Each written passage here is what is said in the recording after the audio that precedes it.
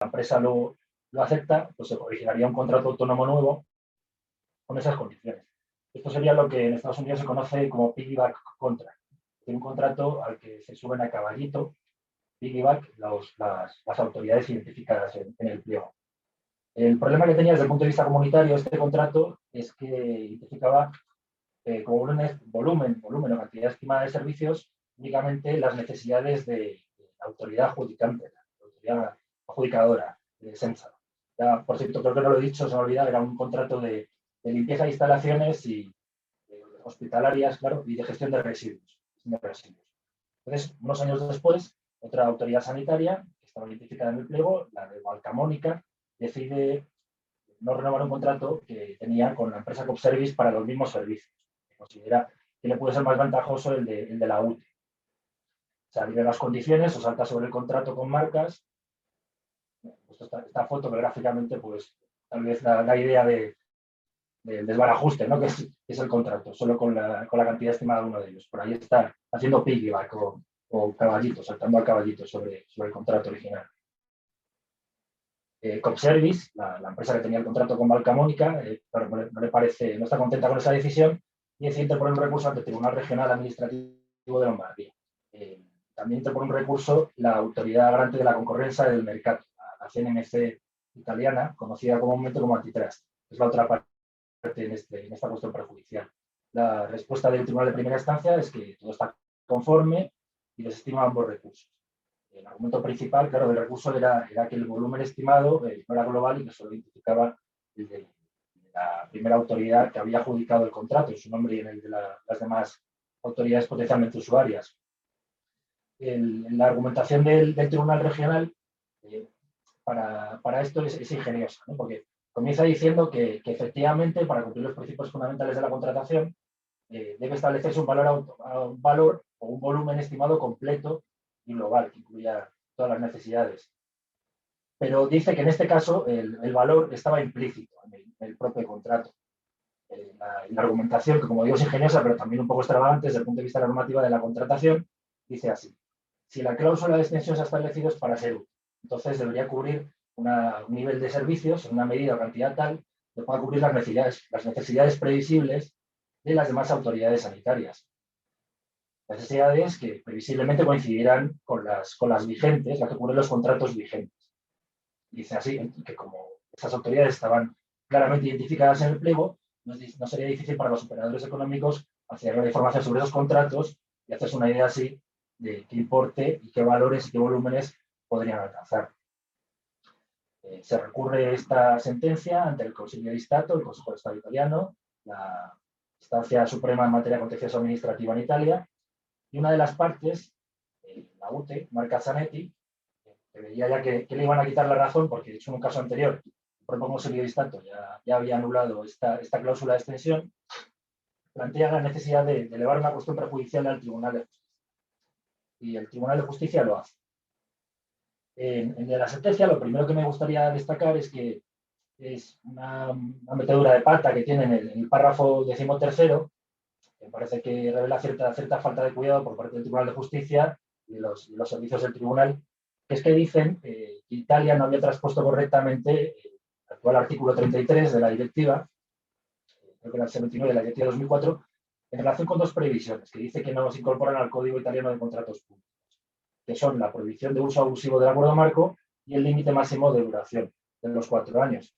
Pero esto no es así, se puede comprobar en cualquier base de datos jurídica. El Código de Contratos Públicos italiano de 2006, que es el vigente en esta época, en el mismo artículo exacto que cita el propio Tribunal de Justicia, incluye estas dos previsiones.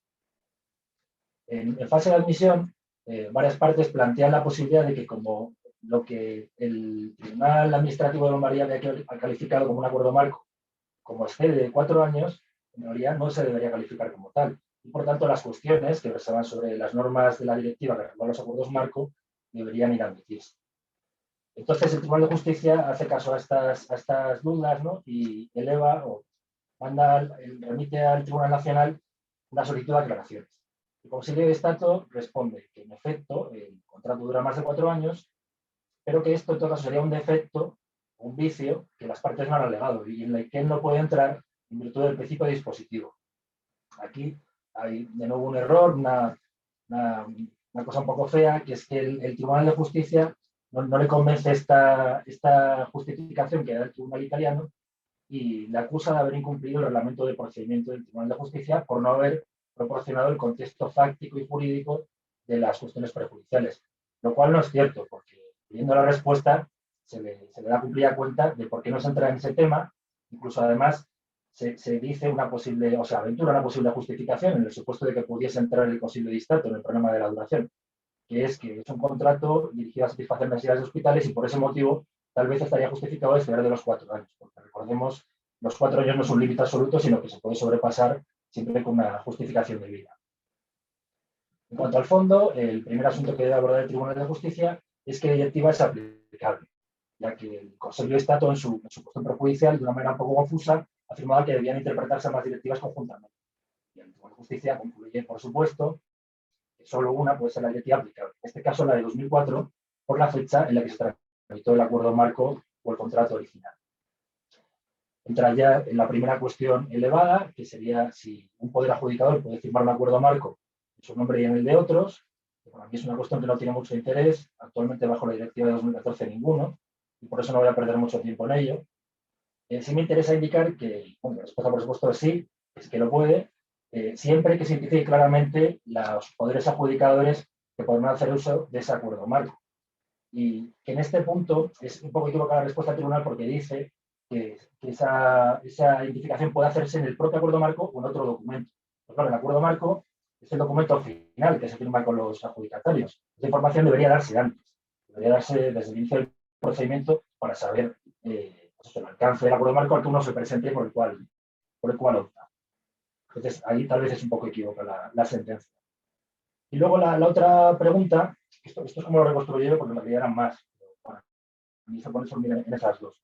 Es si las cantidades que van a ser requeridas por otros poderes adjudicadores diferentes del principal pueden estar indeterminadas, pueden ser determinadas por referencia a las necesidades ordinarias de esas autoridades. Y ambas preguntas responden que no. A la primera, de una manera muy rotunda, dice el tribunal que la expresión, en su caso, que aparece en la definición de acuerdo marco, no se puede interpretar o no puede significar que esa cantidad sea voluntaria o opcional. Para ello, da 5 argumentos que expresa de manera muy condensada y a veces un poco apodíctica. Indica, en primer lugar, que según la directiva, el volumen máximo total debe determinarse desde el principio, como se desprende de la norma relativa al valor estimado. Claro, si yo no sé qué volumen voy a requerir de determinado servicio, tampoco puedo calcular qué valor económico va a tener y, por tanto, no podré saber si aplica o no aplica las directivas. Además, dice el tribunal, como se deriva de la regulación de los anuncios de contratación, indicar la cantidad total cubierta por el acuerdo marco es imperativo. En segundo lugar, dice la directiva, los contratos basados en un acuerdo marco deben adjudicarse de acuerdo con los términos establecidos por el propio acuerdo marco, lo que implica que una vez alcanzado el volumen establecido en el acuerdo marco, se agotan los efectos de ese acuerdo marco. Esta es una apreciación un poco non sequitur, algo falla en este razonamiento, lógicamente, pero es fantástico haya dicho esto porque en algunas jurisdicciones se viene entendiendo que ni el volumen ni el valor estimado funcionan como límites para el uso del acuerdo marco, entre otras España, como veremos al final. En tercer lugar, el Tribunal de Justicia afirma que el principio de transparencia exige que se presenten claramente todas las condiciones y las reglas de los procedimientos de adjudicación. En cuarto lugar, considera que no determinar una cantidad global que cubra a todos los poderes adjudicadores y usuarios del acuerdo marco permitiría eludir artificialmente la aplicación de la directiva si como consecuencia de no tenerlas en cuenta el valor estimado cae por debajo del valor a partir del cual son aplicables esas directivas. Y quinto y último, dice el tribunal, el requisito de indicar una cantidad total sería una manifestación de la prohibición de usar los acuerdos marco de manera abusiva. Entonces, a la segunda subpregunta, que sería si la cuantificación puede hacerse de manera implícita o por referencia a las necesidades de los poderes adjudicadores, da dos argumentos el tribunal para responder que no. En primer lugar, dice que aunque sea una referencia a las necesidades ordinarias de los demás poderes adjudicadores puede ser suficientemente informativa para los operadores nacionales, no se puede suponer que sea lo mismo para los poderes establecidos, los operadores establecidos en otros Estados Unidos. Y además, da un poco la vuelta a ese argumento y dice, claro, si es tan fácil obtener esa información, pues también es muy fácil incluirla en el anuncio de licitación. Aquí dice, el propio acuerdo marco o en otro documento público. cual vuelvo a cometer el error o el equívoco que comentamos antes de dar una información después de terminar el procedimiento, que debería darse antes. Yo, bueno, creo que el razonamiento del Tribunal de Justicia me parece bastante correcto y son correctas las conclusiones que alcanza. Sin embargo, deja algunas oscuridades, algunas dudas o preguntas en el aire. La más aparente, desde luego, qué significa la expresión, en su caso, por referencia a las cantidades a establecer en el acuerdo marco. ¿Qué significado tiene? ¿Tiene algún efecto jurídico? Si es que tiene alguno, o es tal vez un error del legislador que debe obviarse. Eso queda oculto y sin responder en la sentencia. Había hecho aquí unas diapositivas para resumir de nuevo los hallazgos principales de la sentencia, pero yo creo que voy a saltármelas. Sí, Manuel, tienes un minuto más, si acaso, ya. Gracias. Vale, disculpa. Y bueno, pues entonces la parte española lo es comentar únicamente que, como decía, en España se cree que, bueno, la postura oficial, la Junta Consultiva de Contratación Administrativa del Estado, una serie de órganos que la han seguido después, se han hecho eco de su interpretación. Parte de este informe del 17 de 2012 dice que el valor estimado opera solo en la fase de preparación y adjudicación, en la ejecución. Y también partiendo de la base de que el valor estimado sería un concepto comunitario, no coincidente con el presupuesto, consideran que no es un límite cuantitativo para el uso de los acuerdos marco. En consecuencia, en los contratos derivados del acuerdo marco se puede acabar superando el valor estimado. Para ello, no hace falta modificarlo, o sea, lo ha dicho expresamente. Bueno, yo creo que esto no se tiene en pie, ya no se tenía en pie en 2012, por numerosos motivos, incluyendo la posibilidad de eludir la directiva, como consecuencia de la adjudicación de los contratos derivados se excede el umbral. Pero ahora no se tiene en pie en absoluto tras la sentencia Antitrust y Copservice. Y esta interpretación no ha sido nunca rectificada y ha sido seguida numerosamente, muchas veces por otros informes, resoluciones. Y ya para concluir, bueno, yo creo que esto, junto con otras cosas, puede revelar un problema de organización de la organización consultiva en materia de contratación en España. Esto y otros informes bastante discutibles de la Junta Consultiva. Y únicamente finalizar con una referencia a la sentencia Simonsen, todavía por dictar, que ha elevado el Tribunal Administrativo Contractual de Dinamarca, que plantea cuestiones parecidas. Bueno, muchas gracias y si hay alguna duda, pues ya alguna cuestión se puede ampliar luego en las preguntas. Disculpad, no sé si me he pasado el tiempo. Nada, muchas gracias, Manuel, ha sido muy interesante. Luego, al final de la sesión, habrá un breve plazo para comentarios, sugerencias, preguntas. A continuación voy a dar la palabra al profesor de Derecho Administrativo de la Universidad de Barcelona, Marc Villalta Reixac, que partiendo de la sentencia Remondis II nos va a hablar de un paso más en la definición del concepto de cooperación entre entidades públicas excluida del ámbito de aplicación de las directivas europeas sobre contratación pública. Cuando quieras, Marc. Buenas tardes, muchas gracias a todos. Voy a intentar compartir pantalla, a ver si lo consigo.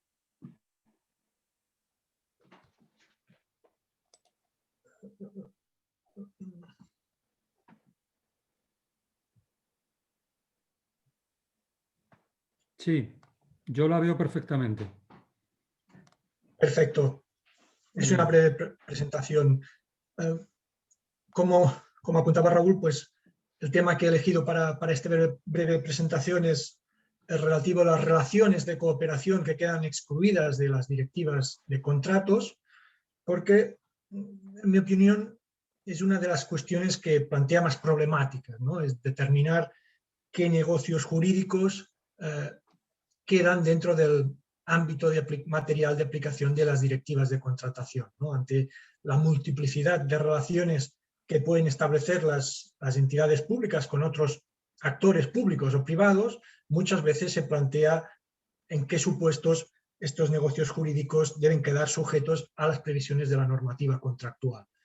Como seguramente muchos de vosotros sabéis, esta problemática se plantea principalmente en tres supuestos distintos, ¿no? El típico de los encargos a medios propios, aquellos supuestos en que una administración utiliza una entidad que tiene personalidad jurídica distinta pero que pertenece a la misma administración, los supuestos de transferencias de competencias entre administraciones públicas, en que se asigna unilateralmente una competencia a otra entidad pública, Y por último, que es el tema que yo me voy a ocupar, el tema de las relaciones de cooperación horizontal, es decir, los convenios entre administraciones públicas. En los tres supuestos, en el último año, en los últimos meses, el Tribunal de Justicia de la Unión Europea ha dictado algunas sentencias que resultan ciertamente interesantes.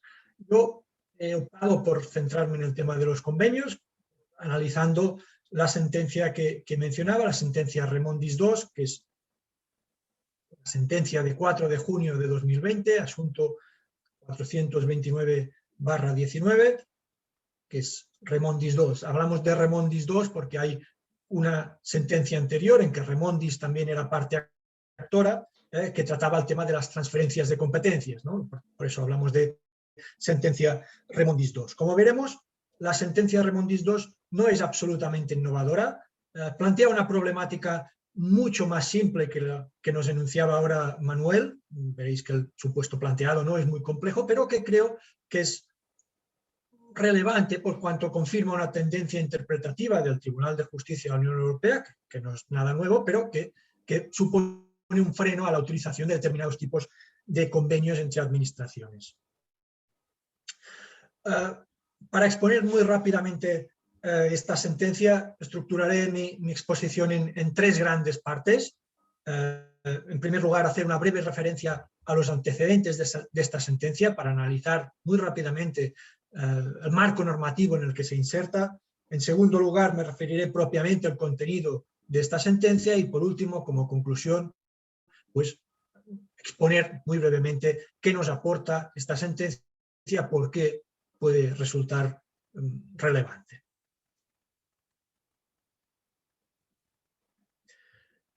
Y comenzamos por los antecedentes, como os digo, simplemente para situarnos un poco y entender el contexto en el que se enmarca esta controversia judicial. Simplemente dos ideas muy rápidas, de manera telegráfica, pero que creo que resultan importantes, sin perjuicio que luego en el debate posterior podamos referirnos a alguna de estas cuestiones o podamos ampliar alguno de estos aspectos que resultan a veces controvertidos. La primera idea que quería trasladarles es que, de acuerdo con el derecho de la Unión Europea, los convenios interadministrativos, los acuerdos celebrados entre distintas administraciones públicas, pueden calificarse como un contrato público a efectos de las directivas de contratación. Cuando hablamos de un convenio entre dos administraciones públicas, nos encontramos ante un acuerdo de voluntades entre dos personas jurídicas distintas, por tanto, entre un contrato que además puede tener carácter oneroso, por tanto, encaja dentro del concepto de contrato público que manejan las directivas. Es importante, esta sentencia también se plantea, destacar el elemento de la onerosidad. Muchas veces, cuando se estudian estos temas, se confunde onerosidad con ánimo de lucro. Lo que exigen las directivas europeas y también la ley de contratos, nuestra ley de contratos del sector público, para sujetar un determinado negocio jurídico a sus prescripciones, es que se traten de negocios jurídicos de carácter oneroso, teniendo en cuenta que el Tribunal de Justicia de la Unión Europea ha interpretado el requisito de la onerosidad de manera muy amplia. En la diapositiva les he puesto simplemente un par de referencias. El Tribunal de Justicia ha entendido que cuando hablamos de onerosidad nos referimos simplemente a la existencia de un intercambio de prestaciones entre las partes intervinientes. Es decir, que el poder adjudicador recibe una prestación a cambio de una contraprestación, ¿no? A cambio de un precio, etc. Si tenemos en cuenta este concepto amplio de onerosidad, entonces podemos llegar a la conclusión también de que muchos de los convenios que celebran nuestras administraciones públicas pueden definirse realmente como un negocio jurídico de carácter oneroso. ¿Por qué? Porque muchas veces la retribución que se percibe, aunque sea limitada a aquellos gastos que se generen con la ejecución del convenio, pues suponen realmente una contraprestación. De ahí que, como ya había enunciado el Tribunal de Justicia en una sentencia del año 2005 referida precisamente a España, pues los convenios entre administraciones no puedan excluirse a priori del ámbito de aplicación de la normativa contractual, sino que hay que pasar a analizar su contenido. Y aquí viene la segunda idea que quería destacarles, y es que, aunque conceptualmente los convenios entre administraciones públicas puedan definirse como un contrato público, ello no supone necesariamente, ello no supone obligatoriamente que estos convenios deban sujetarse siempre a las previsiones de las directivas de contratación o a la normativa en materia de contratación pública. ¿Por qué? Pues porque tanto la directiva de contrato, la directiva 2014-24 de 26 de febrero, como nuestra propia ley de contratos, prevén determinados supuestos que por distintos motivos quedan fuera del ámbito de aplicación de dichas normas. Y precisamente uno de estos supuestos que quedan excluidos del ámbito de aplicación de la normativa contractual son las relaciones de cooperación entre administraciones públicas. A efectos de recordar qué dice la directiva en este ámbito, les he copiado aquí el artículo 12.4 de la Directiva de Contratación Pública, que nos dice que queda fuera de su ámbito de aplicación un contrato celebrado entre dos o más poderes adjudicadores. Fijémonos, ¿no?, lo que decíamos antes, los convenios tienen esta consideración de contratos sujetos inicialmente a la ley, pero quedan fuera del ámbito de la directiva siempre que cumplan toda una serie de condiciones. Las más relevantes, a efectos de nuestro caso, es la primera, es que este contrato entre administraciones públicas pues establezca o desarrolle una cooperación entre las partes intervinientes. De este precepto y también de la Ley de Contratos española se deriva que el elemento clave para excluir un convenio, un contrato entre administraciones públicas del ámbito de aplicación de las directivas es esta finalidad de cooperación que persiguen las partes intervinientes. El fundamento es que las propias administraciones públicas pueden cumplir con las funciones que les asigna el ordenamiento, bien utilizando sus propios medios, con sus propios recursos, o bien también cooperando con otras administraciones públicas. La idea, y así lo ha destacado el Tribunal de Justicia en varias de sus sentencias, es que estas relaciones quedan vinculadas únicamente al ámbito administrativo, forman parte de su potestad de autoorganización, de su potestad relacional de dichas administraciones públicas y por lo tanto no cuestionan los objetivos de mercado, los objetivos de defensa de la competencia perseguidos por la normativa contractual. Ahora bien, la duda que se plantea es cuál es el alcance o cuál es el concepto, el significado de estas relaciones de cooperación, es decir, en cómo se traduce el establecimiento de una relación de cooperación. La directiva, como puede verse, se expresa de una manera un poco amplia y por lo tanto esta dimensión queda a la interpretación de los distintos Estados miembros o de los distintos operadores jurídicos. Y aquí es donde saltamos a la sentencia de junio de 2020, la sentencia Remondis II, que, como digo, pues contribuye a concretar un poquito más este concepto de cooperación previsto en el artículo 12.4 de la directiva. De manera muy resumida, ¿cuáles son los hechos que dan lugar a esta sentencia? Pues los hechos, como decía, son bastante sencillos, ¿no? Se trata de una entidad local, el distrito de Neuwied, que permite a un consorcio en el que este distrito no forma parte, que utilice sus instalaciones de tratamiento de residuos para que este consorcio pueda depositar y tratar sus residuos. En cambio, el consorcio paga con los costes que se generan con esta operación. El fundamento de esta operación era que las dos entidades públicas intervinientes, el distrito por un lado y el consorcio, pues tienen competencias en materia de gestión de residuos y la legislación alemana pues les ofrecía la posibilidad de poder cooperar. Al mismo tiempo se establecían también algunas obligaciones recíprocas en el sentido de que los residuos que no pudieran revalorizarse por esta planta pues serían devueltos al consorcio, etcétera, etcétera. Pero en definitiva estamos ante un convenio que lo que permitía básicamente es al consorcio poder utilizar las instalaciones de otra entidad pública a cambio de una remuneración, a cambio del coste que se genera con dicho servicio. Remondis, que es una sociedad privada dedicada a la gestión de residuos, impugna este convenio, este acuerdo entre estas dos administraciones, considerando que en realidad estamos ante un contrato público que debía haber sido objeto de adjudicación de acuerdo con los procedimientos competitivos previstos en la directiva. ¿Por qué? Porque en este caso no existe esta relación de cooperación entre entidades públicas que exige el artículo 12.4 de la directiva. ¿Cuál es la respuesta del Tribunal de Justicia de la Unión Europea? Pues es una cuestión prejudicial. La respuesta del Tribunal de Justicia de la Unión Europea parece alinearse con la tesis defendida por la empresa Remondis. ¿Por qué? Pues porque considera que en este caso realmente no se da una relación de cooperación, en cuanto que la cooperación horizontal que excluye la directiva de su ámbito de aplicación exige que las partes intervinientes no solo definan en común los objetivos que se persiguen, sino que sobre todo se impliquen, participen en la consecución de dichos objetivos.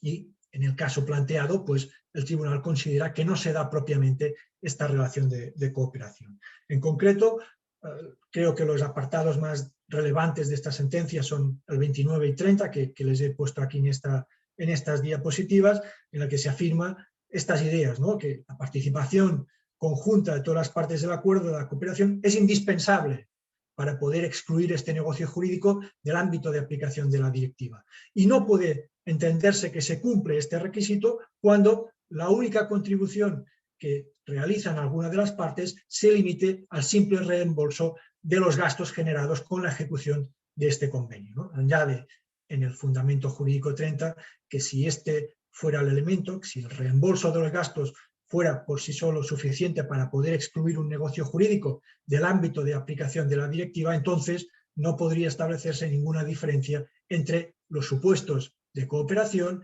y el resto de negocios jurídicos, de contratos públicos, que sí que quedan sujetos a la ley de contratos.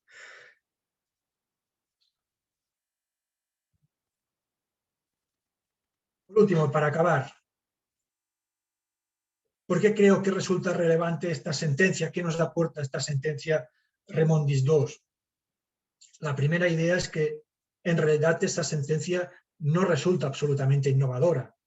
Lo que se pone de relieve en esta resolución del Tribunal de Justicia de la Unión Europea ya había sido enunciado en anteriores resoluciones, ¿no? Por ejemplo, en la importante sentencia de 29 de junio de 2009, el asunto Comisión contra Alemania, o en la sentencia un poquito más reciente de 19 de diciembre de 2012 de la Universidad de Salento, pues el Tribunal de Justicia de la Unión Europea ya había destacado esta idea de que la cooperación requiere un interés conjunto de las partes intervinientes, de manera que no se cumple este requisito de la cooperación cuando una de las partes se limita a actuar como un mero agente de la administración pública. Pero aunque es verdad que es así, que es una sentencia que no es absolutamente innovadora, creo que es relevante por cuanto confirma esta tendencia del Tribunal de Justicia de la Unión Europea a limitar lo que podríamos denominar los convenios de mero intercambio, en el que una de las partes realiza una prestación a cambio del pago de un precio, aunque éste se limite al reembolso de los gastos. Es cierto que en las relaciones de cooperación no se exige que las dos partes hagan prestaciones absolutamente idénticas, absolutamente equivalentes, y que, por supuesto, es también admisible que puedan haber transferencias patrimoniales entre las partes. Pero en todo caso, el Tribunal de Justicia de la Unión Europea, en esta sentencia Remondis, pone el acento en esta finalidad de cooperación, ¿no? Para el Tribunal de Justicia, la consecución de objetivos comunes implica que las partes deben participar activamente en la consecución de dichas finalidades. Y, como les decía, pues esta idea de cooperación no se inserta en el convenio que habían preparado las partes en el caso de la sentencia Remondis. Desde mi punto de vista, esta sentencia puede tener cierta relevancia o cierta aplicabilidad en nuestro propio ordenamiento interno. ¿Por qué? Bueno, en primer lugar, porque como todos ustedes saben, solamente el derecho español de contratos puede interpretarse a la luz del derecho europeo, pero también por cuanto a la vista de esta sentencia, pues exigirá a las distintas administraciones públicas un esfuerzo para fundamentar correctamente o más detalladamente sus convenios, los acuerdos que puedan celebrar entre ellos, ¿no? Deberán especificar cuáles son las finalidades de estos acuerdos, cuáles son las prestaciones conjuntas que se asumen por cada una de las partes, etcétera, etcétera, ¿no? En definitiva, que limitar esta idea de los convenios que a día de hoy aún siguen existiendo, en que la prestación de una parte se corresponde solamente con el abono de los gastos generados con la ejecución del convenio. No sé si he ido muy rápido, muy atropellado. No, en todo perfecto. caso, te has ajustado extraordinariamente bien al tiempo y además de una manera clarividente, así que muchísimas gracias. Pasamos a continuación al siguiente ponente, que es Juan Francisco Rodríguez Ayuso, que creo que está entre nosotros, pero no tiene la cámara activada todavía. Vamos, sí. Hola, ¿qué tal? Hola, muy bien, bienvenido. Hola, ¿qué tal? Muchísimas gracias. Como iba diciendo, Juan Francisco, comentando la sentencia del TJUE del 3 de octubre del 19 en el asunto Glass-Winnick contra Piesek, va a hablarnos de la retirada de contenidos ilícitos por los prestadores de servicios en línea. Como ya he comentado anteriormente, dispone aproximadamente unos 15 minutos y si hay alguna duda o alguna cuestión, al final de la sesión lo podemos comentar. Muchas gracias. Adelante. Muy bien, muchísimas gracias. Bien, muy buenas tardes a todos. Es para mí un placer participar en este sexto encuentro de jurisprudencia europea organizado por los compañeros de la European Law Institute y en el que tengo el honor de intervenir junto a compañeros de reconocido prestigio a los que aprovecho para saludar. Mi ponencia básicamente versará sobre el análisis de la retirada de contenidos ilícitos por los prestadores de servicios en línea sobre la base, como bien indicabas, de la sentencia del Tribunal de Justicia de la Unión Europea de fecha 3 de octubre de 2019 en el asunto CD18. Teniendo en cuenta el escaso tiempo con el que contamos, básicamente realizaré una pequeña introducción y seguidamente unas conclusiones. Como sabemos todos, en un mundo globalizado como el actual, en donde prácticamente se han reducido, en algunos casos y se han eliminado básicamente los obstáculos a la libre circulación de mercancías, de servicios y de capitales, pues digamos que la irrupción de Internet ha supuesto una completa desaparición de las fronteras, ¿no? Aquí la principal externalidad positiva, podríamos decir, que se deriva de esto, pues está relacionada con los beneficios que comporta para la rapidez de las transacciones comerciales. Se trata, por tanto, de una realidad que genera nuevas expectativas para el desarrollo de los negocios internacionales, pero también ventajas para los participantes en el entorno digital. Por tanto, el avance experimentado en las telecomunicaciones ha tenido pues, un gran impacto en el mundo empresarial y, consecuentemente, también una fuerte repercusión social, incluso en el ámbito de la privacidad, con los límites a la intimidad, lo que exige fundamentalmente un tratamiento jurídico especializado. Además, ese mundo tecnológico se abre también hacia el exterior y presenta, por tanto, un carácter ubicuo con la consecuencia de no tener límites aparentes. Por tanto, esta ausencia de márgenes definidos pues, plantea serias dudas en cuanto al respeto de los derechos básicos de los individuos, de tal forma que en un escenario diáfano como es la red de redes, como es Internet, pues será muy complicado o prácticamente imposible evitar que, digamos, la convivencia pacífica entre los sujetos pues, no se vea comprometida. Por tanto, Internet ha supuesto esa transformación sin precedentes en prácticamente todos los campos y se considera pues un elemento estructural de esta nueva sociedad de la información que es, o que viene a definir, digamos, pues este nuevo modelo social donde la información es el elemento fundamental que presenta mayor valor. De hecho, me ha recordado mucho la presentación que ha realizado Marc, porque al hablar de ese carácter oneroso, pues precisamente los servicios de la sociedad de la información dicen fundamentalmente algo similar, que una de las características de esos servicios de la sociedad de la información es que deben tener un carácter oneroso, pero eso no tiene por qué traducirse necesariamente en la obtención de una recompensa o de una compensación económica, podríamos decir, sino en este ámbito concreto, el mero hecho de que una de las partes, concretamente el prestador de esos servicios de la sociedad de la información, obtenga un beneficio, podríamos decir, derivado, por ejemplo, de la inserción de publicidad o incluso de la explotación de datos personales, con independencia de que no obtenga esa contraprestación económica por parte del destinatario de esos servicios, ya podría dar a entender que estamos en presencia de este tipo de servicios de la sociedad de la información. Por tanto, digamos que la principal característica de este nuevo modelo ha sido la capacidad de distribuir información y conocimiento globalmente y a gran velocidad, por lo que pues, no podemos extrañar que digamos, este gran éxito pues, se deba a su capacidad de difusión por todo el mundo y por tanto a su cualidad de ser un sistema de comunicación de carácter universal. Por tanto, es ese enorme potencial para distribuir información y para llegar a cualquier lugar lo que otorga al ciberespacio pues, un estatus especial y único y diferente, por tanto, a todos los demás, ya que permite pues, esa interacción entre personas, ya sean físicas o jurídicas, a lo largo y ancho de todo el planeta. Por tanto, digamos que el espacio en el que se lleva a cabo todos esos intercambios electrónicos se configura como una dimensión paralela a la real, donde los comportamientos se producen de manera virtual.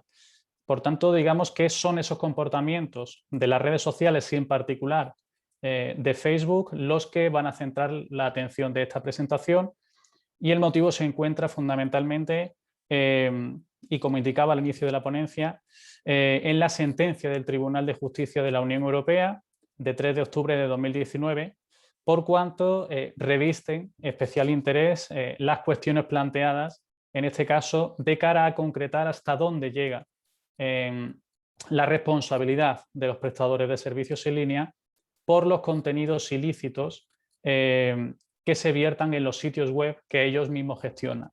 En concreto, el asunto en cuestión pues, tiene por objeto una petición de decisión prejudicial planteada con arreglo al artículo 267 del Tratado de Funcionamiento de la Unión Europea por el Tribunal Supremo de lo Civil y de lo Penal de Austria, mediante resolución de 25 de octubre del año 2017 y recibida en el Tribunal de Justicia el 10 de enero del año 2018 en el procedimiento entre precisamente Facebook y la demandante, que en este caso era una persona llamada Eva, y en síntesis básicamente el litigio del que trae causa la sentencia que acabamos de mencionar, pues surgió de una petición a Facebook Ireland para que procediera, como ya comentábamos, a la retirada de un comentario que consideraba humillante y que se había compartido en esa red social.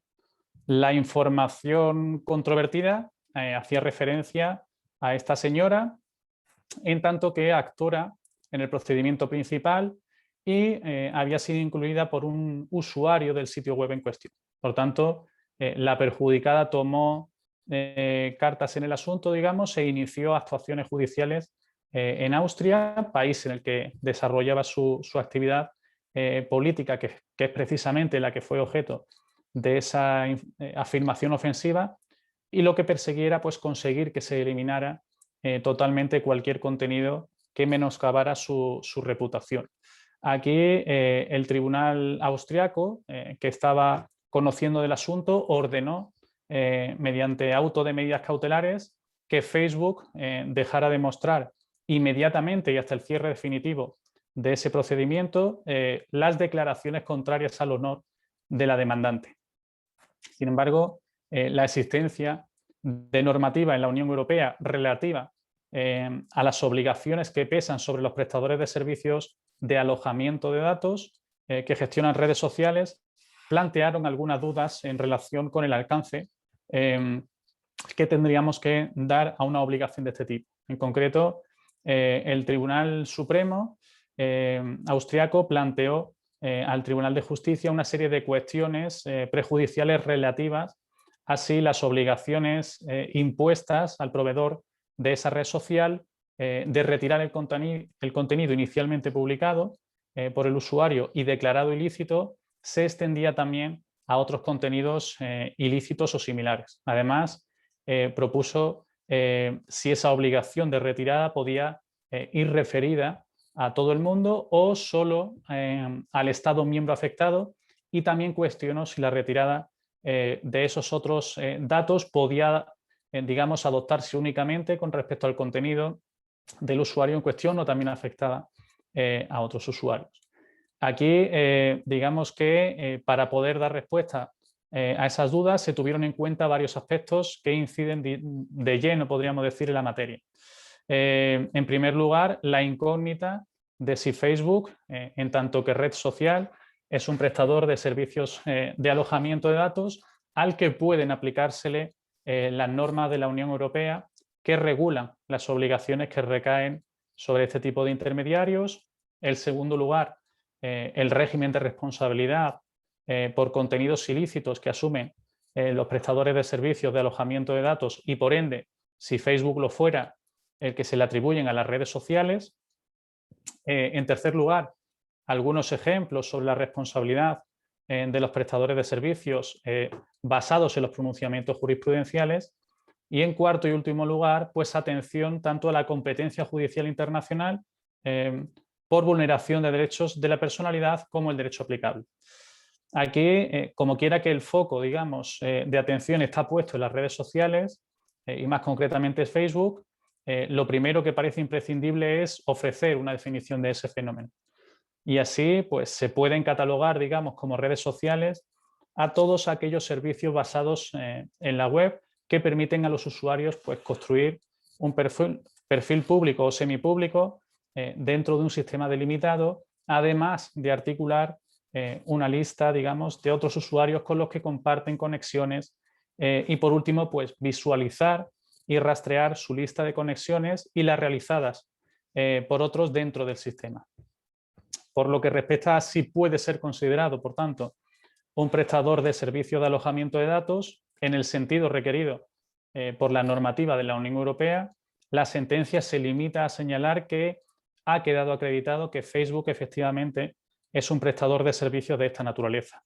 Y aquí la Directiva de Comercio Electrónico, la Directiva 2031, tiene por objeto precisamente eximir de responsabilidad a este tipo de prestadores de servicios cuando cumplan uno de los dos requisitos establecidos en esta directiva. Por un lado, el no tener conocimiento de que la actividad o la información es ilícita, o, en segundo lugar, actuar con prontitud para retirar los datos o hacer que el acceso a esos datos sea imposible en cuanto tenga conocimiento de esa ilicitud. Por tanto, para beneficiarse de la correspondiente exención de responsabilidad, la actividad del prestador de servicios debe limitarse al proceso técnico de explotar y facilitar el acceso a una red de comunicación mediante la cual la información facilitada por terceros sea transmitida o almacenada temporalmente con el fin de hacer precisamente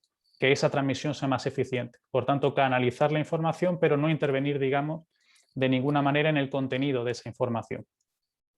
Sin embargo, digamos que pese a la exención que se establece con carácter general y que acabo de mencionar, en la sentencia sí que se señala la posibilidad de que un tribunal exija al prestador de servicios de alojamiento poner, digamos, fin a una infracción o impedirla, incluso suprimiendo los datos ilícitos o impidiendo el acceso a ellos sin que se le pueda imponer obligación de supervisión general, si bien sí que se permiten, pues, deberes de supervisión en casos más específicos.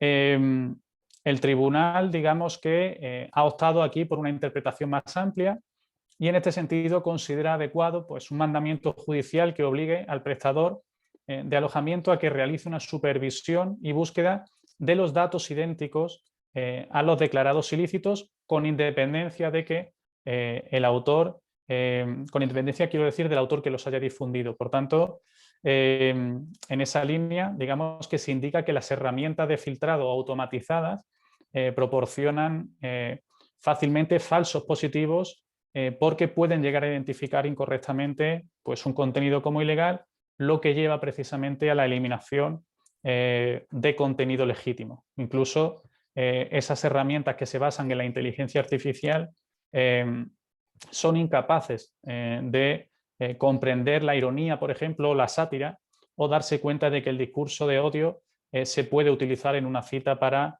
crear conciencia. Digamos en definitiva, y teniendo en cuenta que ya prácticamente he llegado a los 15 minutos, que resulta, fuera de toda duda, de acuerdo con los planteamientos esgrimidos hasta el momento, la obligación que pesa sobre los prestadores de servicios de alojamiento de datos y, por tanto, también sobre Facebook en relación pues, con la retirada o eliminación de esos datos declarados ilícitos por la autoridad competente en cuestión. Por tanto, esa obligación se extiende no solo a los datos introducidos en la red social por el autor en cuestión, sino también a los que sean idénticos con los declarados ilícitos y hayan sido difundidos por cualquier otro usuario del servicio. Incluso abarca, como ya decía, a los que puedan llegar a ser similares, con independencia también de quién haya sido el autor de esa información. Y en cuanto al alcance de la territorial de la orden de retirada, la sentencia aquí se pronunció con rotundidad, entendiendo que lo dispuesto no se opone y no es impedimento, digamos, a que produzca también efectos a escala mundial. Lo dejamos, si os parece, aquí. Muchísimas gracias. Creo que más o menos lo he hecho en el tiempo estipulado. Exactamente. Y muchas si luego tiene gracias, alguna duda, pues encantado. Gracias. Estupendo, Juan Francisco, muchas gracias. No he dicho al principio, me disculpan, que es profesor de Derecho Administrativo y docente y coordinador del Máster Universitario de Protección de Datos en la Universidad Internacional de La Rioja. Lo digo ahora. Muchas gracias. Gracias, Juan Francisco.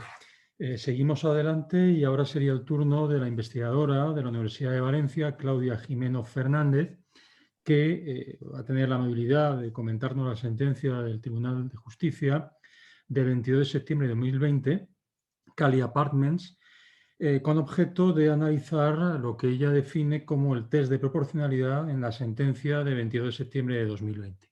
Cuando quieras, Claudia. Muchas gracias.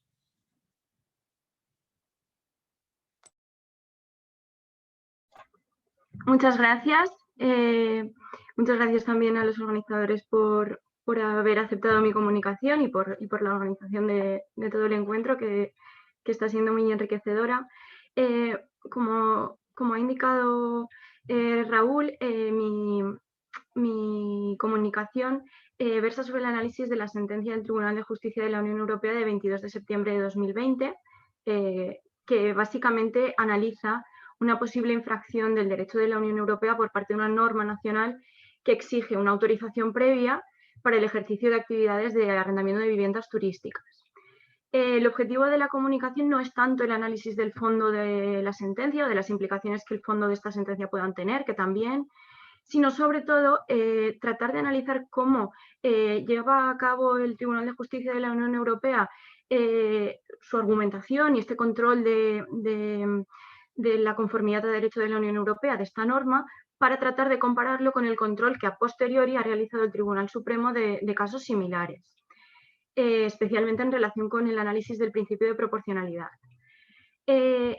La sentencia trata, como comentaba, del tema sobre analizar sobre si esta norma nacional francesa se adapta o es aceptable a los criterios del derecho de la Unión Europea. Para ello, el Tribunal de Justicia de la Unión Europea pues, va analizando o va indicando ciertas cuestiones, como por ejemplo que la actividad está comprendida dentro del concepto de servicios de conformidad con la Directiva 2006/123, que la regulación urbanística de esta actividad, o sea, que la regulación que en este caso es urbanística, se encuentra comprendida dentro del ámbito de aplicación de la directiva. Esto es una cuestión que ya había apuntado el Tribunal de Justicia respecto de otra normativa diferente, pero también urbanística, que regulaba las actividades de servicios en la sentencia de 30 de enero de 2018. También esta sentencia un poco lo que dice es que el procedimiento que prevé la normativa francesa está comprendido dentro del régimen de autorización según prevé esta directiva, y indica que el régimen de autorización, que yo creo que prácticamente todos en un principio entendíamos que de conformidad con la directiva este tipo de cuestiones tenían que ir más a un tipo de declaración previa o de comunicación responsable, que era como se había estado haciendo en las primeras regulaciones que se habían incorporado en España, pero dice que este régimen de autorización sí que puede ser acorde con el marco normativo europeo si persigue unos objetivos, en este caso, de diversidad social del hábitat en el territorio, si confirma la necesidad de no agravar una escasez de viviendas y además mantener el precio de los alquileres de una manera asequible. También indica que esta autorización puede ser acorde con el marco europeo si esta medida es proporcional y si el régimen el régimen francés se encuentra redactado de manera clara, inequívoca y objetiva, es decir, los requisitos que impone básicamente la directiva. Procede a este análisis y dice que, pese a que es el juez nacional el que es el competente para interpretar si esta legislación nacional cumple con estos requisitos, sí que se aventura a indicarle ciertas cuestiones, como que, por ejemplo, los objetivos que persigue la medida sí que se pueden considerar una razón de interés general, de conformidad con la jurisprudencia previa del Tribunal de Justicia de la Unión Europea en esta materia, y indica que, analizando muy bien todo el régimen que impone la normativa francesa, indica que a priori esta restricción cumpliría con el requisito de proporcionalidad, porque, y esto lo argumenta diciendo que es idónea para garantizar la adecuación de este régimen de autorización a las circunstancias específicas de cada uno de los municipios y barrios afectados, porque deja bastante poder a las juntas locales para decidir cómo va a articularse específicamente el régimen de compensación y para articular también en qué áreas o en qué sitios se les va a imponer una obligación reforzada de compensación, que ahora diremos. También ahora diremos lo que es la obligación de compensación, que esto además es como un extra de esta sentencia.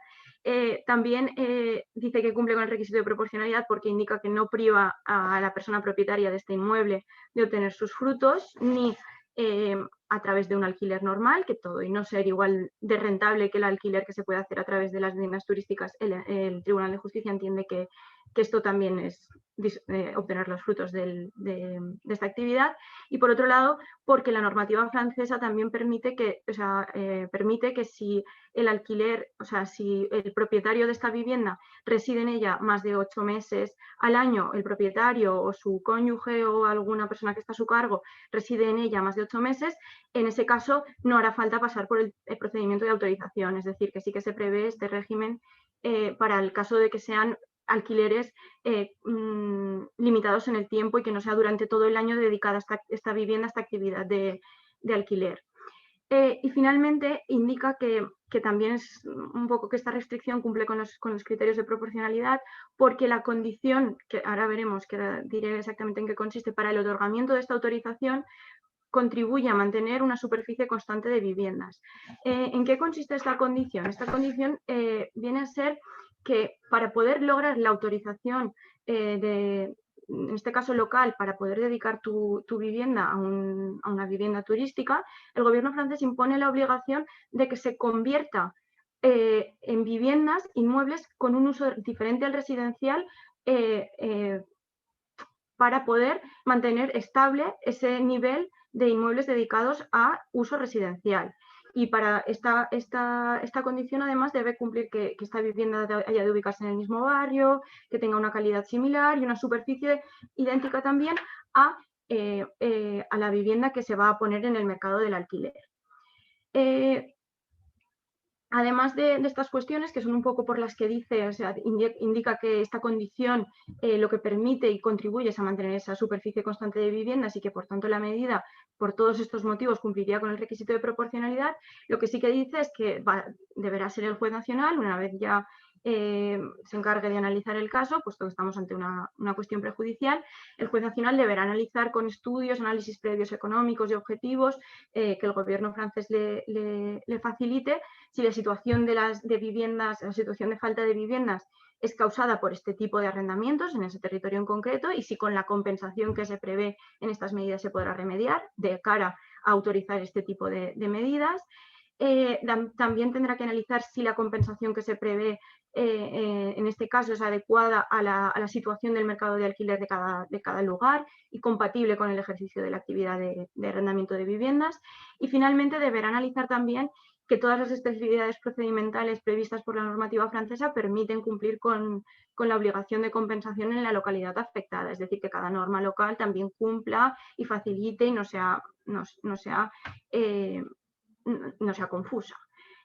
Finalmente, dos cuestiones menores que deja claras el Tribunal de Justicia es que este régimen no venga totalmente definido en la normativa europea, en la normativa francesa, sino que se deje cierto margen de maniobra a las autoridades locales para que concreten sobre su municipio o sobre sus barrios la manera en que se va a articular. No supone un elemento que suponga que esta medida o esta norma no es clara ni inequívoca u objetiva, o sea que esto no tiene que llevar a esta afirmación. Y después indica que la publicación en el tablón de anuncios del ayuntamiento y en su web es suficiente para satisfacer estos requisitos que se exigen en la directiva también de publicidad previa, transparencia y accesibilidad. ¿Cuál es la relevancia de toda esta argumentación o de esta sentencia para el derecho interno? Pues entiendo que más allá de las cuestiones de fondo, que también son muy relevantes y que ya las hemos empezado a notar y ahora las veremos en las sentencias que nombraré, la sentencia un poco lo que hace es confirmar, en primer lugar, la flexibilidad que el Tribunal de Justicia ha mostrado en interpretar qué tipo de justificaciones constituyen una razón imperiosa de interés general. Esto es así, la doctrina ya he ido apuntándolo. El Tribunal de Justicia de la Unión Europea cada vez más acepta cualquier tipo de justificación más o menos razonable como una razón imperiosa de interés general y no se mete tan en profundidad a cuestionar si las medidas nacionales no son importantes o no son razones imperiosas de interés general, dejando así un cierto margen de maniobra a la autonomía regulatoria de los Estados miembros y a sus intereses nacionales. Pero esta flexibilidad aparente de aceptar cualquier tipo de justificación, el Tribunal de Justicia lo que hace es contrarrestarla con un análisis mucho más fuerte y mucho más incisivo sobre el control de la idoneidad de la medida, es decir, si la justificación se encuentra efectivamente vinculada con la medida delimitativa y de la proporcionalidad también de esta medida. Esto lo que nos lleva Toni Marzal en un artículo de 2017 lo analiza de una manera brillante e indica que lo que viene a traernos este cambio jurisprudencial es un marco de decisión mucho más tecnocrático en el que el Tribunal de Justicia se puede encontrar mucho más cómodo porque es políticamente menos problemático. Tú aceptas prácticamente todas las razones que los Estados miembros propongan como razones imperiosas de interés general y ya te mueves dentro del margen de proporcionalidad y que si una medida no cumple el margen de los criterios de proporcionalidad o idoneidad, parece que no se va a encontrar con tanta controversia o con tanta confrontación dentro de los Estados miembros, porque sí que se aceptará esa medida o sí que se aceptará esa razón imperiosa de interés general. Además, en este sentido, esto es un poco el principio. Entonces, lo que vamos a ver es si el modelo del tipo de examen que realiza el Tribunal de Justicia de la Unión Europea en la sentencia analizada lo siguen los tribunales españoles, puesto que, pese a que en este caso que hemos visto, que la medida parece que pasa el control del Tribunal de Justicia de la Unión Europea, porque al final el tribunal sí que entiende tanto que hay una razón imperiosa de interés general como que la medida es proporcional e idónea. Vamos a ver si este tipo de examen, que entiendo, si uno se lee la sentencia, yo creo que se ve que es un análisis muy en profundidad. Lo que he intentado es ver si los tribunales españoles lo siguen. En este sentido, un poco la pauta es que los tribunales nacionales, o lo que indica la doctrina es que los tribunales nacionales normalmente se encuentran reticentes a cuestionar las normas nacionales, más reticentes que el Tribunal de Justicia de la Unión Europea, por lo menos. Y lo que hemos visto es que en las dos sentencias del Tribunal Supremo, en las que ha utilizado la sentencia europea como motivación, sí que ha habido una pequeña evolución, porque ahora veremos que la de Barcelona sí que parece que el Tribunal Supremo lleva a cabo una argumentación bastante más elaborada, pero que en la primera de Bilbao, en la que analiza el Plan General Urbanístico de Bilbao, la verdad es que prácticamente lo que hace el Tribunal Supremo es transcribe la sentencia europea y indica que la situación de París es equivalente a la de Bilbao y que, por tanto, una medida como la que impone el Plan General de Bilbao, que es relativa a la calificación del suelo sobre el que pueden ubicarse las viviendas turísticas y exigir un informe urbanístico para poder implantarse ahí, que al final se podría llevar a ese régimen autorizatorio, indica que la situación es la misma y que por tanto es aceptable la medida. Yo creo que esta argumentación no es aceptable porque, por ejemplo, afirma, por ejemplo, el Tribunal Supremo, dos conclusiones de la propia sentencia que, si bien se pronuncian en relación con París, no encontramos dificultad para transponerlas a Bilbao o a otras grandes ciudades españolas. Bueno, pues no lo sé, si la situación de París es equivalente a la de otras ciudades españolas y si habría que analizar si sí que es equivalente o no. No sé, es que tampoco da el Tribunal Supremo argumentos para justificar que la situación en régimen de saturación de viviendas turísticas sea equivalente.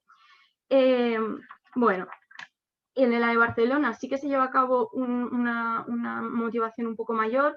Lo único que yo creo que viene motivado por el hecho de que la de Barcelona sí que está estimando la sentencia que viene de Barcelona, del TSJ, ya estima esta impugnación, entonces sí que la motivación la trabajan bastante más que en el caso de la de Bilbao, que simplemente dan por bueno la regulación del plan general, y porque además esta sentencia de Barcelona también trabaja mucho más todos los argumentos, entonces yo entiendo que el Supremo lo tiene mucho más fácil para argumentar si la sentencia que está analizando ya lo argumenta, simplemente se copia esos argumentos y ya parece que le da más empaque al análisis. Entonces, un poco la conclusión o lo que vemos es que ha ido mejorándose el control que se hace desde los tribunales nacionales de la discrecionalidad administrativa, que ha pasado de ser un simple control, al menos en los asuntos urbanísticos, un simple control de la existencia de motivación o de la irracionalidad total de la medida, y ahora ya sí que se empieza a equiparar la arbitrariedad a la ausencia de una motivación convincente, que eso es grato de que ya lo empiecen a incorporar, pero desde mi punto de vista todavía no hay un control equiparable del Tribunal de Justicia de la Unión Europea. Tenía algunas conclusiones, no sé si me da tiempo, pero vaya, simplemente que la jurisprudencia del Tribunal de Justicia de la Unión Europea es cada vez más flexible en relación con las justificaciones que pueden constituir una razón imperiosa de interés general, que esta amplitud se contrarresta por el análisis cada vez más exigente sobre la idoneidad y proporcionalidad de las medidas, y que esta sentencia que hemos analizado yo creo que ilustra estos extremos y confirma la preferencia del Tribunal de Justicia por resolver los casos recurriendo a argumentos cada vez más técnicos y procesales, antes que equilibrando o ponderando las libertades comunitarias e intereses no económicos en conflicto, y establece además un control judicial muy estricto y exhaustivo y en profundidad, y que las sentencias del Supremo en la materia revelan cierto interés en mejorar el control judicial en esta materia, pero creo que todavía no es equiparable ni tiene en cuenta la totalidad de requisitos previstos por la jurisprudencia europea. Y nada, muchas gracias y disculpad si me he pasado unos minutos. Perfectamente, muchas gracias, Claudia, muy interesante. Terminaríamos esta mesa de comunicaciones con la aportación que nos va a hacer Francisco José Ojuelos Gómez, que es abogado del Colegio de Abogados de Salamanca, investigador en Derecho Alimentario en la Universidad de Lérida. Y lo va a hacer comentando la sentencia de 30 de enero de 2020 para aportar más argumentos jurídicos en contra del nuevo etiquetado alimentario frontal francés. Es la sentencia, como he dicho, de 30 de enero de 2020 del asunto Wilmanshaw. Cuando quiera, Francisco José. Tiene que activar el micrófono, Francisco. ¿Se me escucha? Perfectamente. Muchísimas gracias, señor Cancio, es un honor. Muchísimas gracias también al Spanish Hub del European Law Institute, a todos los participantes, a mis compañeros y por supuesto a todos los asistentes online. Lo primero que quisiera comentar es que la presentación que haré, si bien será breve, contiene algunos hipervínculos, con lo cual estará disponible en ese enlace para su consulta, por si algún interesado tiene más voluntad de profundizar en alguno de los documentos que aparecerán referenciados, y si no, también aparece mi correo electrónico ahí, por si alguien quisiera solicitarla.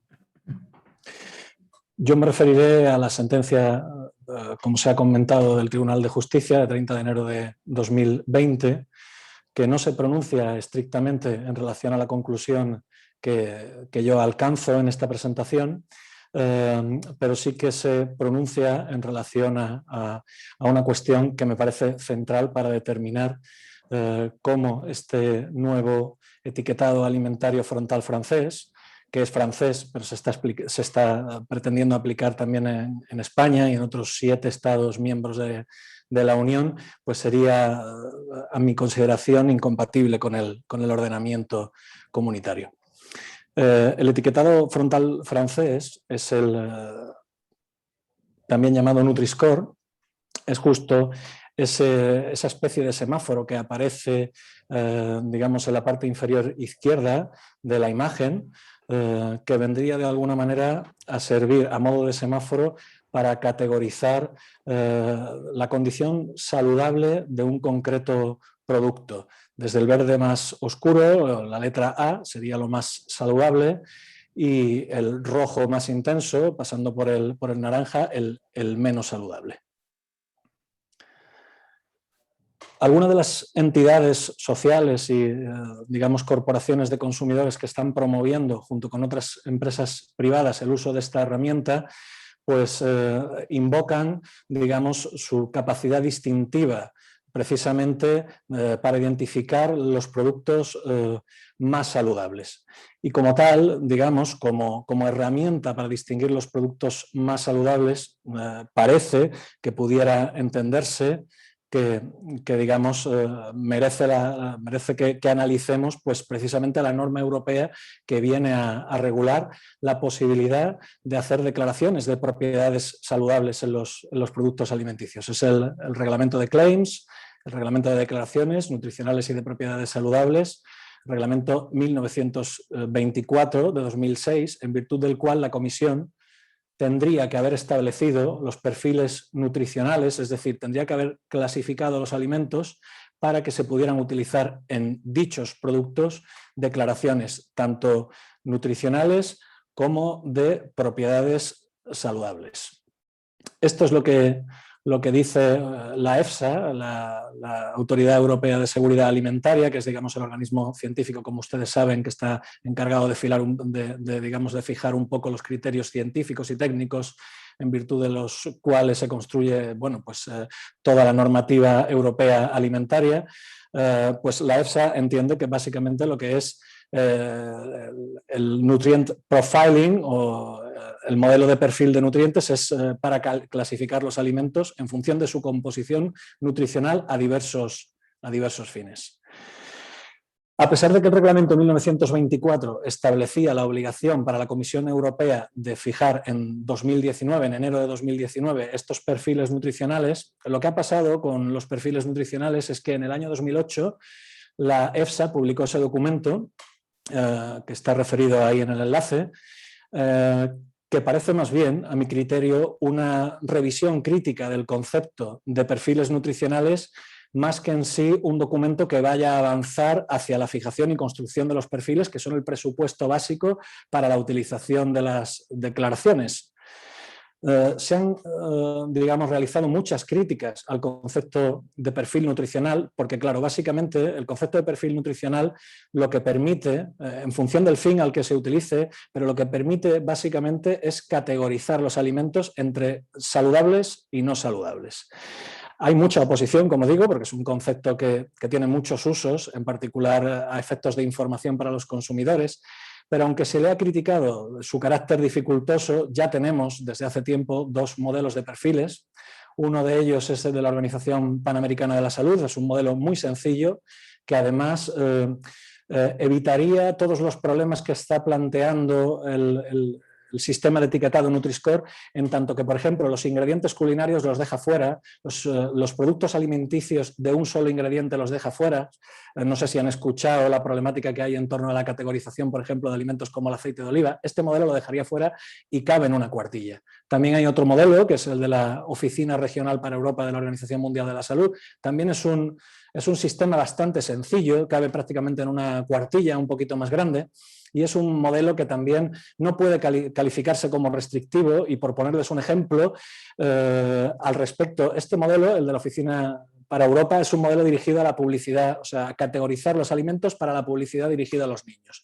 Pues bien, considera, por ejemplo, para los quesos un nivel de sal de 1,3 gramos cuando el Ministerio de Salud español entiende que un alimento dirigido a la población en general que tenga más de 1,25 gramos de sal por cada 100 gramos de producto ya es un alimento con mucha sal. Es decir, el modelo de perfil de la Organización Mundial de la Salud para Europa es un modelo que se puede entender que es bastante laxo o que deja mucho margen a los operadores de la industria alimentaria.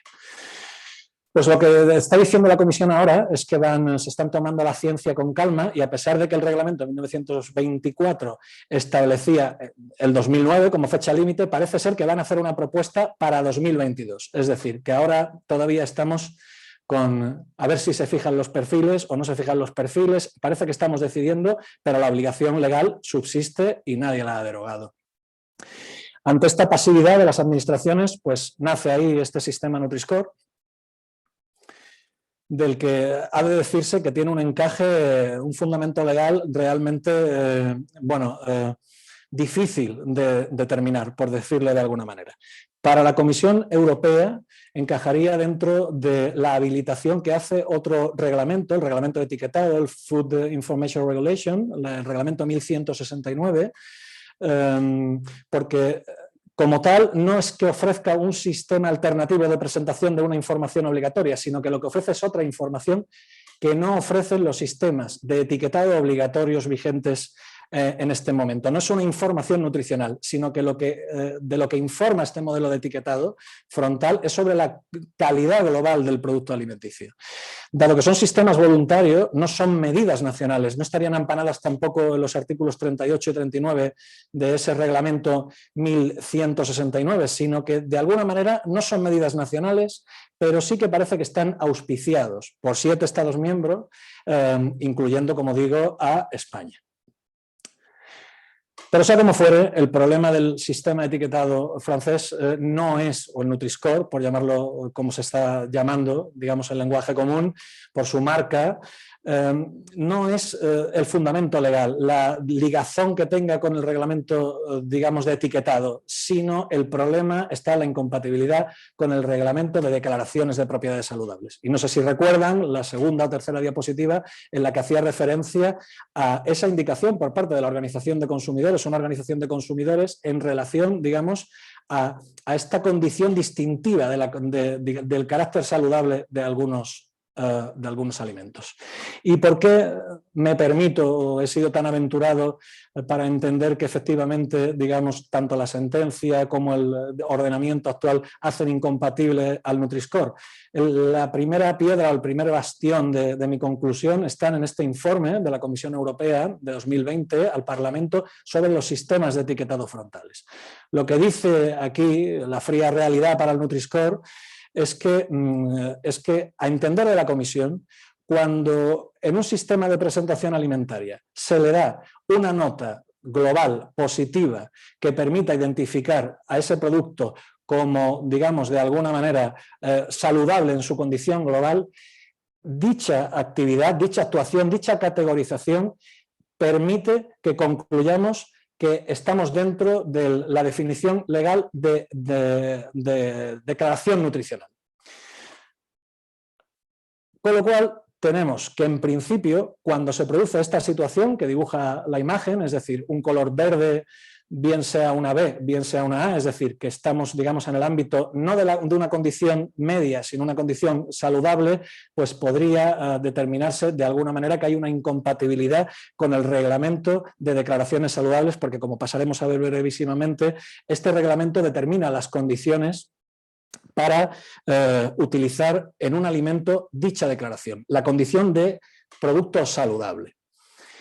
El reglamento, o sea, el etiquetado Nutri-Score no encaja dentro del reglamento, contiene 3 categorías. Digamos, las categorías de declaraciones nutricionales genéricas, que no están atadas a una concreta de las 2 listas a la que ahora me referiré. También están las declaraciones nutricionales, las habrán escuchado, por ejemplo, alto contenido en fibra o contenido calórico reducido, y las declaraciones de propiedades saludables, como por ejemplo son las relacionadas con la reducción del colesterol en sangre. Tanto las declaraciones de propiedades saludables como las declaraciones nutricionales, las 2 categorías tienen que estar en una serie de listas que son números clausus, son listas cerradas. Están sometidas al pronunciamiento previo de la Autoridad Europea de Seguridad Alimentaria, y si no están en esta lista, salvo las que están pendientes de resolución, on hold, las que no están en esta lista no pueden utilizarse. Entonces, digamos que la categorización como globalmente saludable de un producto entraría en esta 3ª categoría. Y aquí, en el hecho de que entre dentro de esta 3ª categoría, ya ha habido voces autorizadas dentro del ámbito del derecho alimentario, como son las de Vicente Rodríguez Fuentes, que ya se plantea en esta editorial de este año si el Nutri-Score es un sistema legal. Pues bien, llega la sentencia, y la sentencia sobre lo que se pronuncia es sobre precisamente el artículo que regula el uso de este primer tipo de declaraciones nutricionales, que no son ninguna de las 2 autorizadas en las listas. No son declaraciones nutricionales ni son declaraciones de propiedades saludables. Son declaraciones relativas a beneficios generales y no específicos. Es el artículo 10, apartado 3 del reglamento de claims. Esto es lo que dice literalmente, y es que la referencia a estos beneficios tiene que estar vinculada a que el concreto producto alimentario tenga atribuida la capacidad de hacer una declaración de propiedad saludable. Si el concreto alimento no tiene la posibilidad de realizar una declaración de propiedad saludable porque el concreto nutriente no ha visto la inclusión como tal en la lista de la EFSA, no se puede hacer una referencia a beneficios generales del nutriente. La sentencia ya deja intuir, mediante la cita de esta decisión de ejecución de la comisión, por dónde irá el sentido del fallo, ¿no? Ya se refiere al hecho de que tiene que haber una cierta vinculación, cercanía, junto a, continuación, y los aspectos procesales que pueden destacarse, porque procesalmente tampoco es una sentencia que tenga un interés especial, es que pues es una sentencia, digamos, que se hace a solicitud del Tribunal Supremo. Ni el Tribunal de Primera Instancia ni el Tribunal de Segunda Instancia alemanes, en este caso, que resolvían el litigio entre 2 competidores, 2 operadores de industria alimentaria, ven necesario plantear la casación, y que el Tribunal de Justicia nos recuerda la doctrina relativa a la presunción de pertinencia, porque hay uno de los recurrentes que cuestiona, digamos, el marco fáctico y dice que la pregunta no está bien planteada porque el presupuesto fáctico no es correcto. Pues bien, el TJUE dice que da igual, porque al fin y al cabo hay una presunción de pertinencia y que va a proceder a responder las preguntas. Digamos, esos son los 4 puntos más relevantes del discurso o de los fundamentos de derecho que a mí me parecen pues, que van inclinando digamos, la tesis del TJUE. Significadamente entiendo que el más relevante es el hecho de que el sistema o la habilitación del artículo 10.3, en cuanto permite el uso de una declaración que no está en la lista cerrada, ha de entenderse una habilitación excepcional, y como tal ha de interpretarse con carácter restrictivo. Y entro ya en la respuesta a las 2 cuestiones prejudiciales, en lo que dice el TJUE. Lo primero es que si no hay una vinculación de tal manera que la declaración relativa a las propiedades saludables, es decir, las de la lista, y la declaración relativa a beneficios generales no aparecen en la misma parte del etiquetado, si por ejemplo una aparece en la parte frontal y otra aparece en la parte trasera, tiene que haber algún tipo de vinculación, como por ejemplo un asterisco, para que el consumidor pueda identificar que efectivamente esa declaración genérica tiene ligazón con una concreta declaración de propiedades saludable. Y la segunda respuesta, que viene a decir que está íntimamente ligada con la primera, es que cualquier tipo de declaración de propiedades tiene que tener un fundamento científico, y que en concreto para aquel tipo de declaración, como las genéricas o no específicas, que por lo tanto no están incluidas en ninguna de las 2 listas, este requisito de, digamos, de fundamento científico se cumple cuando hay este acompañamiento claro, identificable por parte de, digamos, de una declaración de propiedades saludables. Es decir, para que se entienda que tiene fundamento científico, la declaración genérica tiene que estar claramente atada a la declaración de la lista, a la declaración de propiedades saludables. Como consecuencia, lo que yo entiendo, lo que se puede concluir, basándome, como digo, en este documento de trabajo de la Comisión y en lo que ya están pensando otras voces importantes dentro del derecho alimentario, es que el Nutri-Score, en cuanto permite atribuir a un alimento una condición global saludable, no es compatible con el reglamento 1924, al menos en su configuración actual, y salvo que se eliminara la calificación verde y sirviera solo para que el consumidor identificara la presencia de altos nutrientes críticos como la sal, los azúcares o las grasas saturadas en los alimentos, como hacen otros sistemas de etiquetado, como por ejemplo el chileno. Nada más y muchas gracias. Muchas gracias, Francisco José. Muy interesante.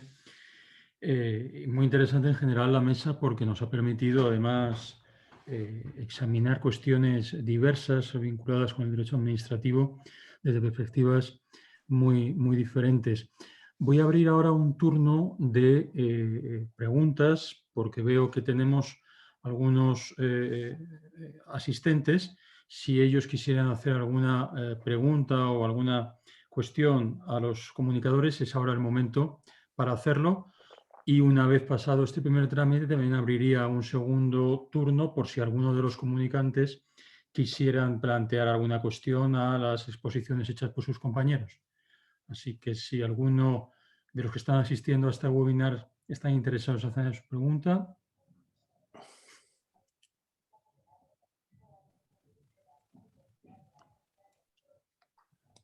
Vamos a ver.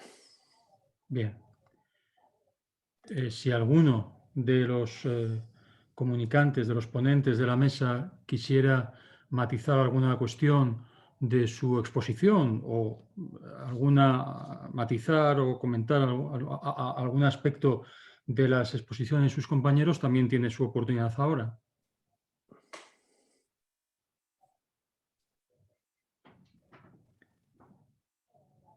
Y en último término siempre queda el comodín del moderador para plantear, porque a mí desde luego que sí me han planteado algunas cuestiones, algunas muy directas, casi por alusiones en relación con la ponencia de Claudia, a la que felicito toda vez que ha hablado del Tribunal Supremo. Me gustaría plantearle un par de cuestiones en relación con su ponencia. Me ha parecido acentuadamente interesante el planteamiento desde el punto de vista de qué puede aportar la doctrina del TJUE al derecho interno. Y se lo digo porque nosotros recientemente en la Sala Tercera del Tribunal Supremo tuvimos varios asuntos relacionados con el tema de alojamientos rurales, pero vinculados desde el punto de vista tributario. Yo estoy en la sección de tributario y era a efecto de exención del IVA sobre determinadas actividades en estos apartamentos de naturaleza rústica. Y una de las consecuencias que ocurrieron es que una vez que se admitió el recurso por la sección de admisión, posteriormente a la sección de enjuiciamiento, muchas personas, me consta que estaban esperando una respuesta a este tipo de cuestiones en cuanto a la exención tributaria, y la sección de enjuiciamiento tuvo que llegar a la conclusión de que era una cuestión puramente probatoria y por lo tanto no iba a entrar a la parte sustantiva de la cuestión. Y la sentencia, pueden consultar en el CENDOC, no entra en el fondo de si es o no oportuno, si procede o no la exención tributaria del IVA, sino que toda vez que estamos hablando de una actividad, como usted ha comentado en su exposición, sobre si se desarrollan o no actividades turísticas dentro de ese apartamento, bien. Eso es la primera cuestión que quería subrayar, la importancia del TJUE en cuanto a la flexibilidad que usted ha comentado. Pero ¿qué ocurre? Que yo creo que hay, no digo yo un error, pero sí un desconocimiento en ocasiones de cómo funcionan los tribunales supremos, las últimas instancias en el ámbito interno y cómo funcionan los tribunales supranacionales. Y creo que al final de su exposición, esa comparación directa entre el modo de funcionar, la hermenéutica o la exégesis de las Cortes Supremas, en este caso del Tribunal Supremo, y de las Cortes Supranacionales, son planos o son niveles diferentes. ¿Por qué? Porque el Tribunal Supremo, primero, al analizar un recurso de casación, es un recurso extraordinario que tiene unas limitaciones tanto formales como sustantivas muy importantes. Por lo tanto, se le va a impedir en muchas ocasiones esa flexibilidad tan saludable que tienen tribunales supranacionales.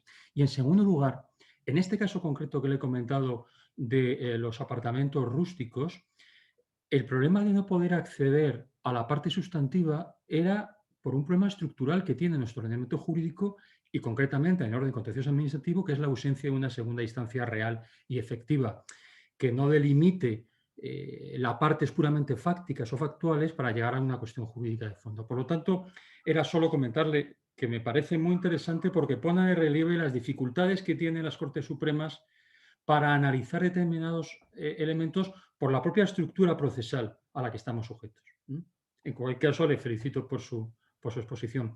Y en segundo lugar, quería comentarle al profesor Vilalta una cuestión, a mí me pilla de manera tangencial el tema de los convenios de colaboración interadministrativa, pero si cree usted que esta sentencia que ha comentado afecta a toda la taxonomía de convenios existentes, es decir, interadministrativos, intraadministrativos, con organizaciones que están sometidas a derecho internacional, incluso con sujetos privados, o bien solo tendríamos que verlo, solo sería aplicable desde un punto de vista interadministrativo, lo que es el convenio entre un organismo público y un ministerio, etc. No sé si ha reflexionado sobre esa cuestión. Y yo ya me callo. En mi caso, darle las gracias por los apuntes. La verdad es que esto forma parte un poco de mi tesis que estoy desarrollando en la actualidad, entonces ya le estaba dando vueltas a esa cuestión de esa diferente naturaleza entre los tribunales nacionales y el europeo y también, sí, diferente naturaleza en muchos aspectos, no solo ese, sino también el principio de proporcionalidad que quizá en la instancia europea es más importante que en la nacional y lo voy a tener en cuenta y voy a analizarlo, lo tratan en la tesis y voy a darle vueltas porque sí que es algo que me ronda la cabeza. Cuando estaba escribiendo la comunicación... Allí en el tribunal hay un grupo de análisis de doctrina europea, tanto de Estrasburgo como de Luxemburgo, y nos damos cuenta cada vez más que en muchas ocasiones por parte de estos órganos no se conocen las peculiaridades que tienen las Cortes Supremas en los estados asociados, porque hay muchas imposibilidades de acceder por cuestiones puramente procesales, que no son de naturaleza sustantiva administrativa, sino que son más de naturaleza procesal. No sé si Marc quería comentar algo, sí. Sí, muchas gracias, Raúl, por tu pregunta. En efecto, en principio la sentencia Remondis y la regulación de la directiva se refiere únicamente a convenios entre entidades públicas. Quedan al margen, por lo tanto, por un lado los convenios internacionales porque no entran dentro del ámbito de aplicación de la normativa contractual, responden a otra lógica. Y respecto a los convenios con personas privadas, la directiva como tal no los... Con personas físicas, me refiero con personas jurídicas privadas, no con entidades públicas de personificación privada. Personas jurídicas o físicas, pero de naturaleza privada. Sí, yo creo que esto es una figura que hay que replantear seriamente en nuestro ordenamiento, ¿no? La Ley de Contratos del Sector Público la admite como un negocio jurídico excluido del ámbito de aplicación de la normativa contractual, pero yo creo que es una figura que hay que replantear, ¿no? Porque el Tribunal de Justicia de la Unión Europea muchas veces ha puesto el elemento en que la confluencia de intereses privados, aunque puedan ser de carácter altruista, ¿no? Como las relaciones con ONGs, etcétera, etcétera, pues entran dentro del ámbito de aplicación de las directivas, ¿no? Por lo tanto, estas exclusiones que tenemos en nuestro ordenamiento de los convenios de colaboración con personas privadas, cuando hay un intercambio de prestaciones, pues yo creo que efectivamente requiere un replanteamiento o como mínimo un estudio más en profundidad para analizar su encaje en la legislación europea. Pues muchas gracias, Marc. No sé si alguien más quiere hacer algún otro comentario, alguna pregunta.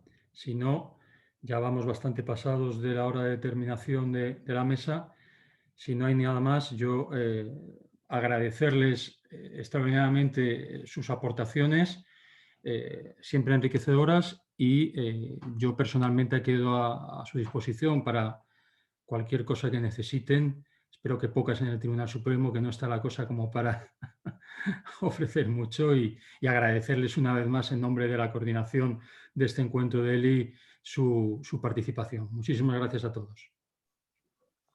Muchas gracias. Gracias, hasta luego.